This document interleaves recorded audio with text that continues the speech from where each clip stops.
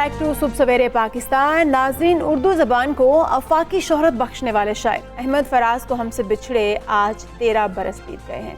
अहमद फराज की शायरी जो है उनका मरकज़ मोहब्बत और नौजवान नस्ल की तर्जुमानी करना था। वो नौजवान नस्ल में इसीलिए ज़्यादा मकबूल भी थे। हाँ जी, लेकिन मुआशरती नाहमवारियों पर भी उनकी शायरी अपने वजूद का भरपूर एहसास दिलाती है। उसने सुकूत शब में भी अपना पयाम रख दिया, हिज्र की रात बाम पर माहे तमाम रख दिया।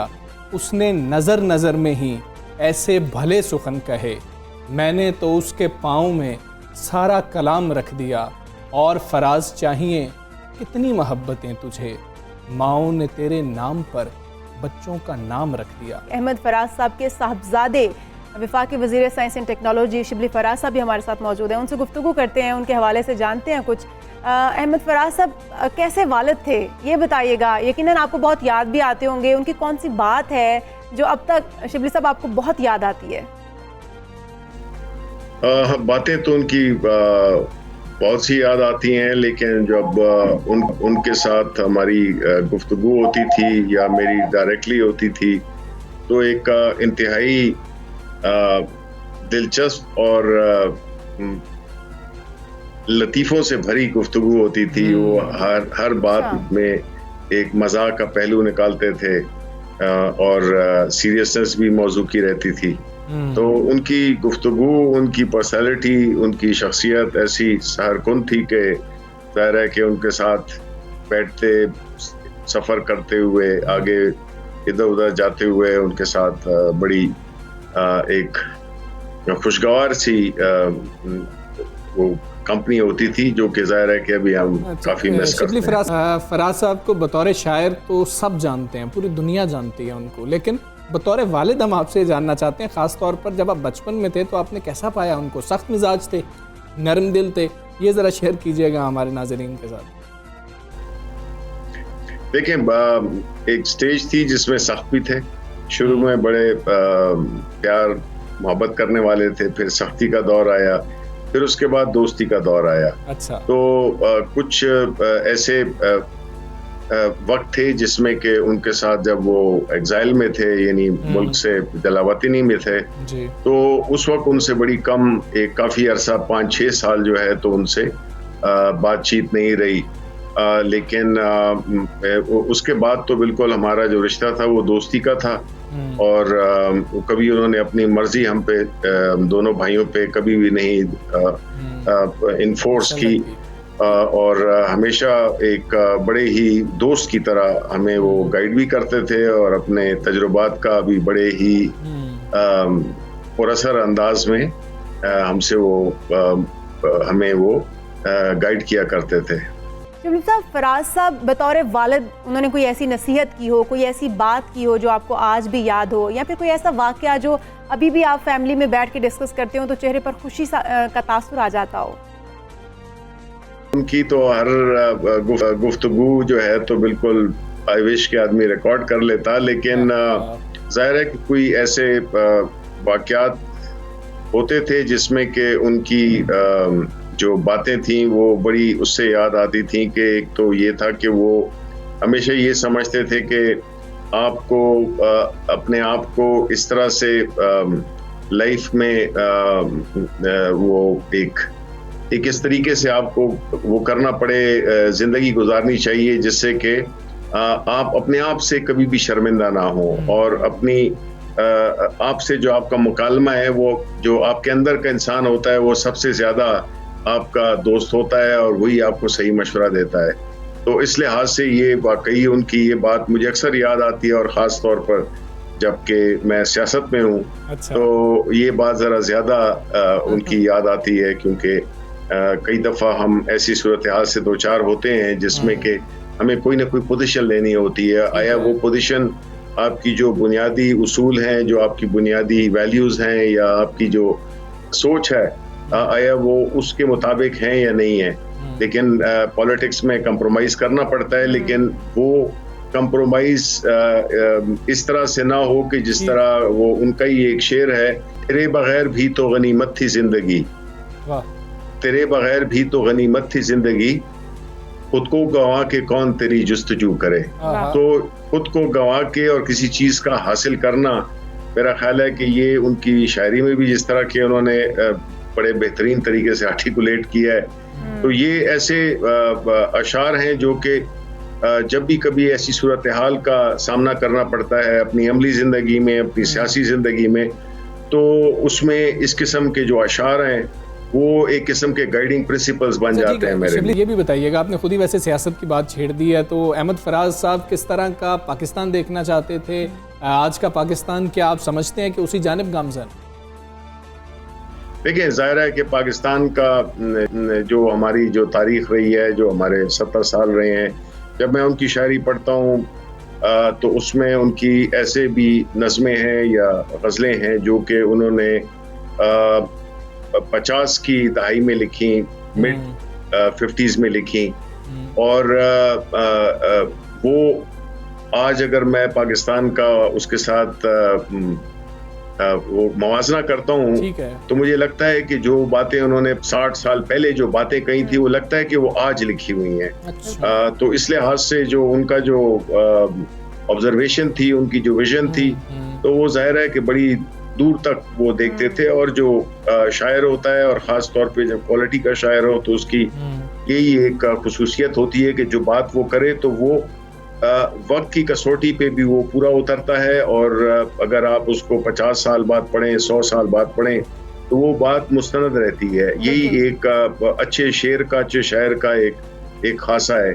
तो वो जाहिर है कि जब पाकिस्तान में, तो उनकी हमेशा उन्होंने जमहूरियत के लिए भी बड़ी जदोजहद की, उन्होंने इंसानी हुकूक के लिए बहुत वो की, उन्होंने जो तंग नजरी है उसके खिलाफ भी उन्होंने बहुत सी नज़में भी लिखी, और मुनाफिकत के बारे में भी उन्होंने काफ़ी अपने अशार में उसकी मुनाफिकत से जो नफ़रत का इजहार किया है। मेरा ख्याल है वो किसी और ऐसी चीज़ पे नहीं किया जितना कि उन्होंने इस पे किया है।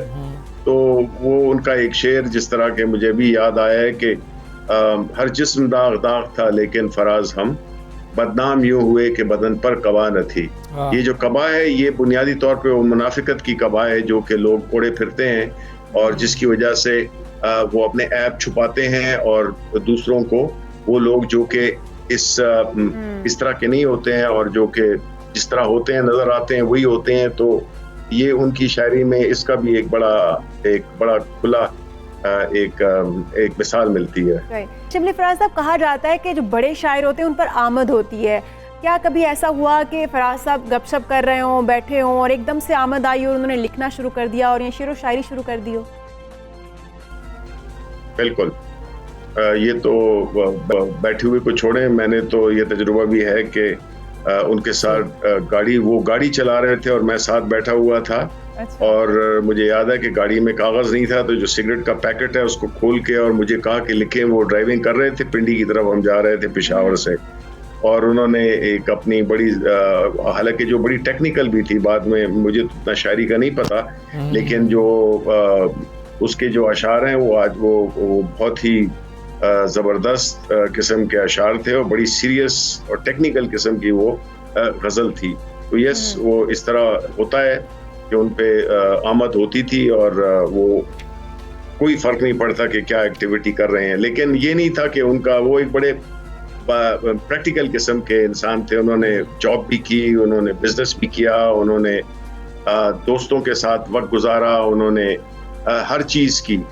तो वो एक नहीं था कि वो बड़े रिस्ट्रिक्ट, मल्टी फैसेटेड किस्म की शख्सियत थे वो, और कहीं से उनके उठने बैठने से नज़र ये नहीं आता था कि एक शायर बोल रहा है, क्योंकि आमतौर पे जो एक शायरों का जो एक इमेज था, पहली बात तो ये है कि मेरा ख्याल है कि वो उन्होंने चेंज किया।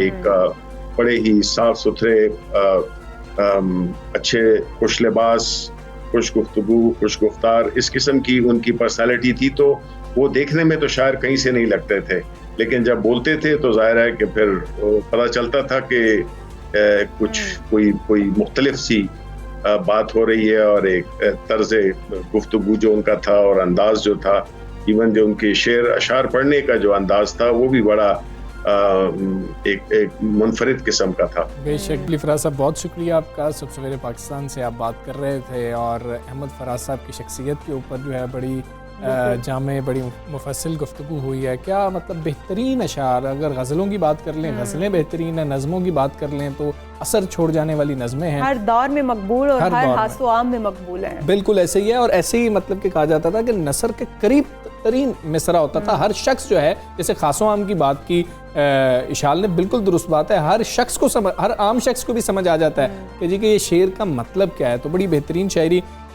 तो शिबली फराज साहब ने हमें जो है वो टाइम दी है, उनका भी बहुत ज़्यादा शुक्रिया। आगे बढ़ते हैं और कुछ अपने मुल्क के टैलेंट की और मज़ीद टैलेंट की बात करते हैं। लफ्ज़ों के खेल स्क्रैबल में पाकिस्तान जो के खिलाड़ी हैं एक बार फिर सब पर भारी पड़ गए हैं और इनका नाम है सैयद अम्माद अली और इन्होंने एक बार फिर से सबकत ले ली और सबको पीछे छोड़ दिया। हाँ जी, दूसरी बार इन्होंने वर्ल्ड यूथ स्क्रैबल कप जो है वो जीत लिया है और दुनिया के पहले खिलाड़ी बन गए हैं जिन्होंने दूसरी दफ़ा जीता। और पाकिस्तान की मेज़बानी में ऑनलाइन इवेंट में 72 खिलाड़ियों ने शिरकत की थी।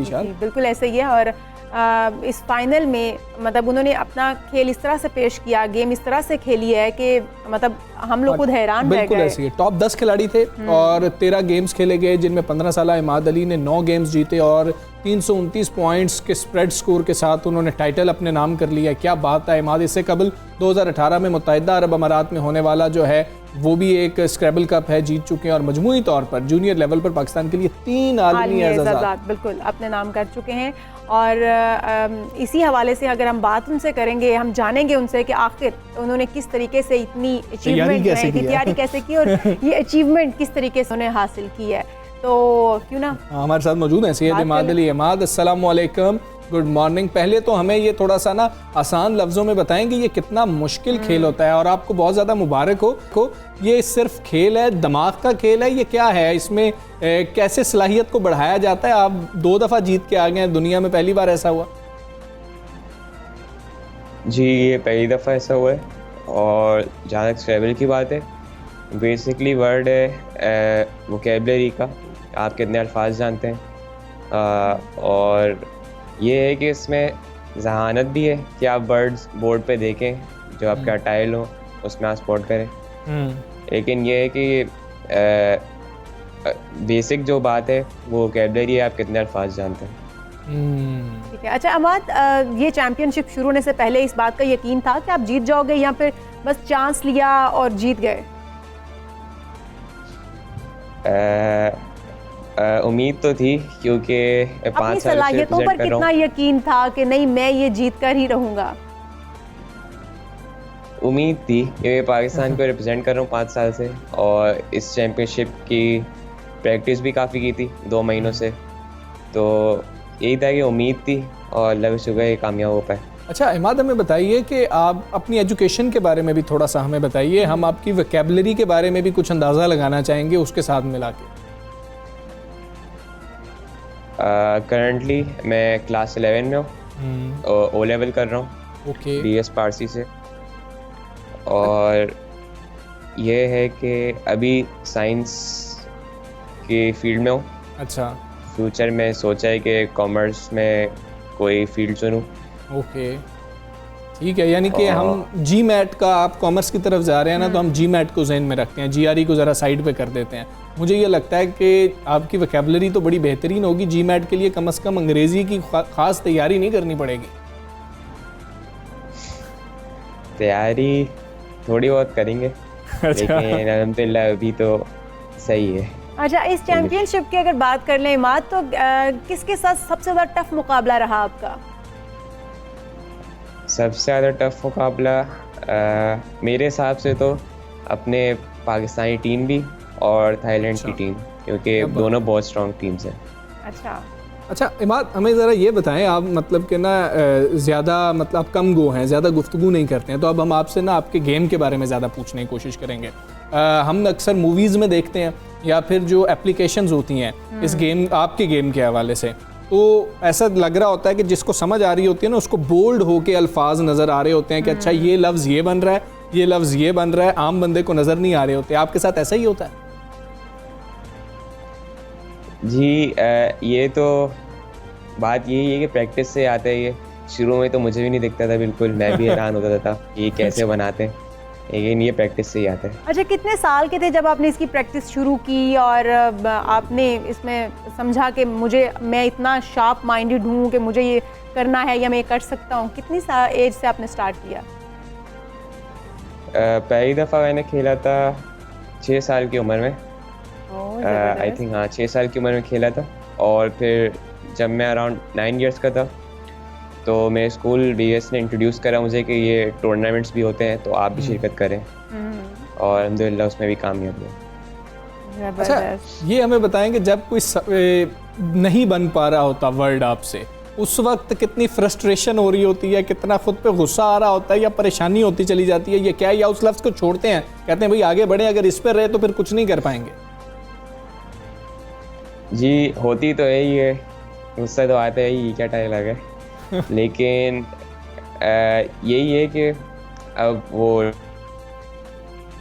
हर वक्त हर गेम में आते हैं, कभी आपके अच्छे आएंगे कभी बुरे आएंगे, तो अच्छा प्लेयर यही देखता है कि आप सबसे बेहतरीन यूटिलाइज कैसे कर रहे हैं उन टाइम्स। मोहम्मद, बच्चों को क्या जो इस गेम को खेलना चाहते हैं या अपने दिमाग को तेज़ करना चाहते हैं, क्या मशवरा देंगे? क्योंकि हम देखते हैं कि पेरेंट्स क्या करते हैं, छोटे छोटे बच्चों को ना वो ला के बॉक्स दे देते हैं कि आप इनको मैच करें, मिलाएं, और माइंड गेम्स जो है वो ज़रूरी होती हैं, पजल दे दिए जाते हैं। किस तरीके से माइंड को शार्प किया जाए? आपने किस तरीके से किया? बच्चों को क्या सजेस्ट करेंगे आप? ये बादाम के हवाले से भी बताइएगा। बादाम भी खाते थे? बादाम शौक तो था, लेकिन कभी फोर्स नहीं किया बादाम खाने को। और जहाँ तक बात है इस गेम की, तो यही है कि कोई गेम फोर्स नहीं किया जाए, जो शौक है वही खेलें। और अगर किसी चीज़ में आपको आगे बढ़ना है तो उसके लिए मेहनत करनी पड़ती है, क्योंकि टैलेंट सबके पास होता है, मेहनत से ही आप आगे बढ़ते हैं। अच्छा, बेहतरीन है। इसके अलावा भी कोई गेम खेलते हैं या फिर यही गेम खेलते हैं? कजन्स के साथ कोई और गेम भी खेल लेते हैं? फुटबॉल खेलता हूँ स्कूल वालों के साथ, काफ़ी शौक है। अच्छा तो फुटबॉल भी दिमाग के साथ ही खेलते हैं या बस किक लगाई जहाँ पहुँच गया? दोनों होते हैं, मिक्स। अच्छा, दोनों, मतलब कि आप ज़्यादा फिर मतलब कि अच्छा ज़्यादा पाँव के साथ खेलते हैं, दिमाग के साथ खेलते हैं, ये बताएं।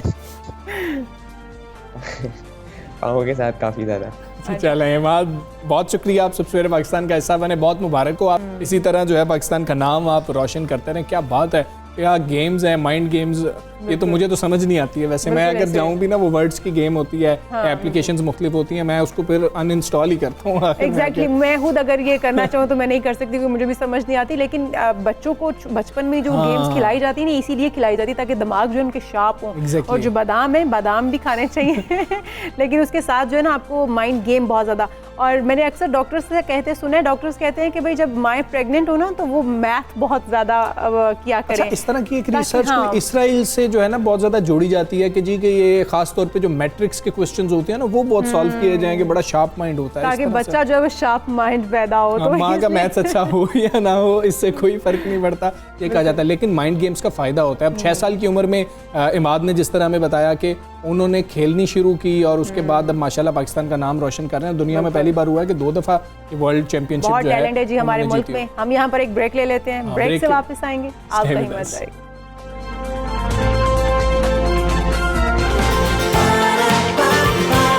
सुबह सवेरे पाकिस्तान।